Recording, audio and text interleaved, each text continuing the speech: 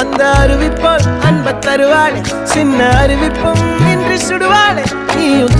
தும்மிடி ஆயுசு நூறாக என் உயிர் உன்னோட பத்திர சொத்தாக என் பார்வை உன்னோடு உன் பொம்மை கண்ணோடு பேசாமல் விண்ணோடு நாம் மிதந்து போவோம் காதாரா அடியானாலும் நான் தாங்க மாறோடு